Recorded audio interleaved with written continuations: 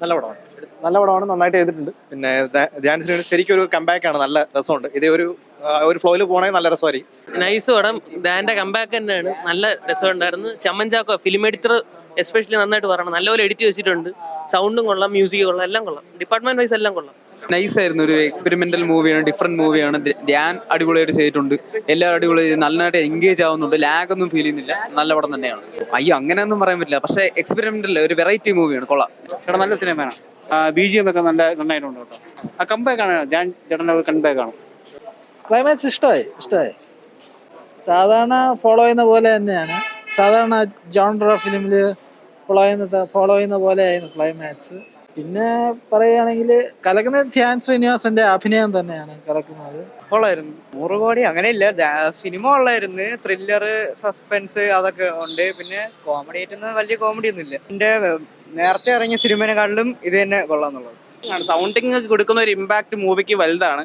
അത് മ്യൂസിക്കലി ആയാലും SFX ആയാലും കളർ ഗ്രേഡിങ് എല്ലാം മൂവി ഒരു ടെക്നിക്കലി അപ്ലിഫ്റ്റ് ചെയ്യുന്നുണ്ട്. നൈറ്റ് ഷോട്ട് എല്ലാം നല്ല വൈബ്രന്റ് രീതിയിലാണ് അവർ ചെയ്തേക്കുന്നത്. അതിന്റെ ഒരു ക്വാളിറ്റി കാണാനുണ്ട് നമുക്ക്. ആൻഡ് ഇഷ്ടപ്പെട്ടു സിനിമ. കുഴപ്പമില്ല, അത്യാവശ്യം പുള്ളിയുടെ നേരത്തെ ഉള്ള പടം വെച്ച് നോക്കുമ്പോൾ കൊള്ളാം. അത്ര ഒന്നുമില്ല, കുഴപ്പമില്ല, കൊള്ളാം. നല്ല സിനിമ കണ്ടിരിക്കാം. ധ്യാൻ്റെ ഒരു കംബാക്ക് ഉണ്ടോ എന്ന് ചോദിച്ചു കഴിഞ്ഞാൽ അത്യാവശ്യം നല്ലതായിട്ടുണ്ട്. അത്യാവശ്യം സ്റ്റോറി ഉണ്ട്. പക്ഷെ ഹൈപ്പിന് അത്ര ഉണ്ടെന്ന് തോന്നുന്നില്ല. അതിഗംഭീരം എന്ന് പറയാനില്ല, പക്ഷെ കുഴപ്പമില്ല, അത്യാവശ്യം നല്ല സിനിമ. ആ ലെവലൊന്നുമില്ല. തുടരും രണ്ടൊരു ജോണറാണ് അത്. ആ ഒരു രണ്ടുമായിട്ട് വലിയ ബന്ധമൊന്നുമില്ല. കംപ്ലീറ്റ് ത്രില്ലർ അല്ല, ഒരു കോമഡി മിക്സ് ഒക്കെ ആയിട്ടാണ് പോകുന്നത്. നല്ല രസമുണ്ട്, കണ്ടിരിക്കുക എന്നുള്ളതുണ്ട്. എനിക്ക് പുള്ളിയെ പേഴ്സണലി ഇഷ്ടമാണ്. എനിക്ക് നന്നായിട്ട് വർക്കായി പടം.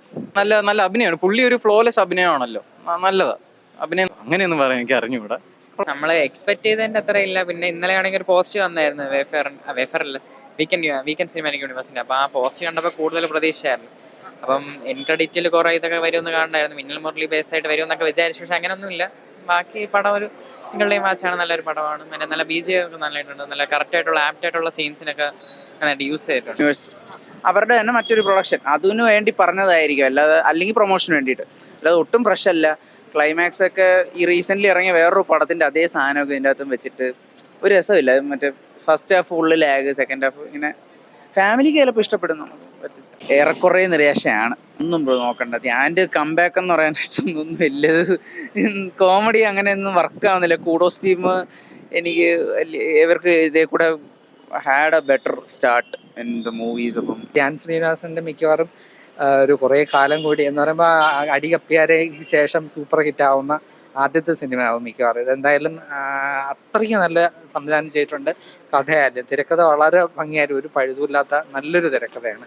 പറയുമ്പോൾ നമുക്ക് അത് പതിയെ കോമഡി ഒരുപാടുണ്ട്. എന്ന് പറയുമ്പോൾ ചെറുതായിട്ട് തുടങ്ങി അവസാനം അതും കത്തിക്കയറുന്ന നല്ലൊരു മൂവിയാണ്. എന്തായാലും നമുക്ക് യാതൊരു ലാഗും ഇല്ലാതെ എൻജോയ് ചെയ്ത് കാണാൻ പറ്റിയ നല്ലൊരു സിനിമയാണ്. മ്യൂസിക് ആയാലും എല്ലാം എന്തുകൊണ്ടും മികച്ച സിനിമയാണ്. ഒരുപാട് സിജു വിൽസനും പിന്നെ ധ്യാൻ്റെ അത്രയ്ക്ക് നന്നായിട്ട് ധ്യാൻ പെർഫോം ചെയ്തിട്ടുണ്ട്. നല്ലൊരു മൂവി, അടിപൊളിയാണ്. ഇല്ലടാ, ആവറേജ് ആയിട്ടാണ് തോന്നിയത്. അയ്യോ അങ്ങനെയൊന്നുമില്ല. ഒരു എടുത്തു പറയത്തക്ക രീതിയിലുള്ള ഒരു പടമായിട്ട് തോന്നിയില്ല. കാരണം അവർ നോർമൽ ഒരു പടമായിട്ടേ തോന്നിയുള്ളൂ. കണ്ടിറങ്ങുന്ന അതിനുള്ള ഇല്ല കേട്ടോ. നമ്മളൊരു 160 രൂപ കൊടുത്ത് ടിക്കറ്റ് എടുക്കുകയാണ്. അപ്പൊ അതിനുള്ള ഒരു ഒന്നുമില്ല. നോർമൽ നമുക്ക് ഫോണിൽ കാണാന്നുള്ള ഒരു പടമായിട്ടേ എനിക്ക് തോന്നിയുള്ളൂ. പടം പോരാ. അഭിനയവും കാര്യങ്ങളൊക്കെ ഓക്കെ. അതല്ല, സ്റ്റോറി ഒരു ത്രില്ലർ സിനിമയ്ക്കോ അല്ലെങ്കിൽ ഒരു ട്വിസ്റ്റോ കാര്യങ്ങളെല്ലാം നമ്മൾ കണ്ടുപിടുത്ത സ്ഥിരം ക്ലീൻ ഷെയർ സ്റ്റോറിയാണ്. ത്രില്ലർ നമ്മൾ കണ്ടുപിടുത്ത എല്ലാ തമിഴ് സിനിമയിലും സെയിം പാറ്റേണിൽ ഒരു എന്താ പറയുക സൈക്കോ അവൻ്റെ ഒരു മോട്ടീവ്.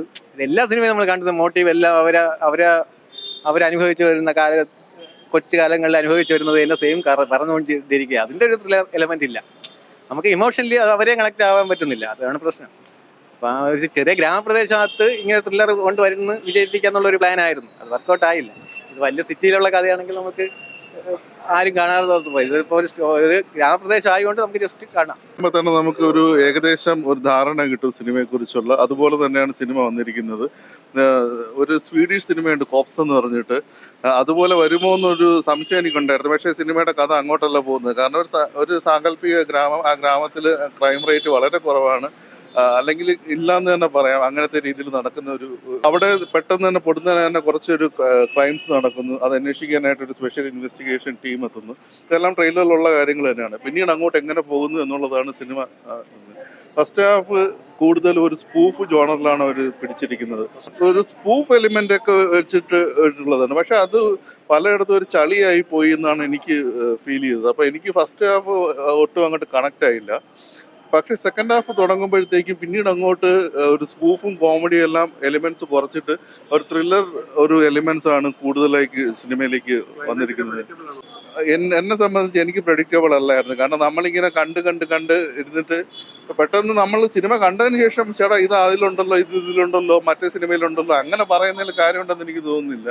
കാരണം എന്നെ സംബന്ധിച്ചിട്ട് അത് ഒരു വർത്ത് വാച്ചിങ് ആയിരുന്നു. ഫസ്റ്റ് ഹാഫിലെ ഈ ഒരു ചളി എലിമെന്റ്സ് ഒഴിവാക്കി കഴിഞ്ഞു കഴിഞ്ഞാൽ സെക്കൻഡ് ഹാഫിലേക്ക് എത്തുമ്പോഴത്തേക്കും നമുക്ക് നല്ല രീതിയിൽ ഒരു സീറ്റ് എഡ്ജ് ത്രില്ലർ എന്നൊന്നും പറയാൻ പറ്റുന്നില്ലെങ്കിലും ഒരു കോമഡി എലമെന്റ്സ് എല്ലാം ഇങ്ങനെ മിക്സ് ചെയ്തിട്ട് ഒരു നല്ല രീതിയിൽ തന്നെ ഒരു ത്രില്ലർ അവർ വർക്കൗട്ട് ആക്കി എടുത്തിട്ടുണ്ട് സിനിമ.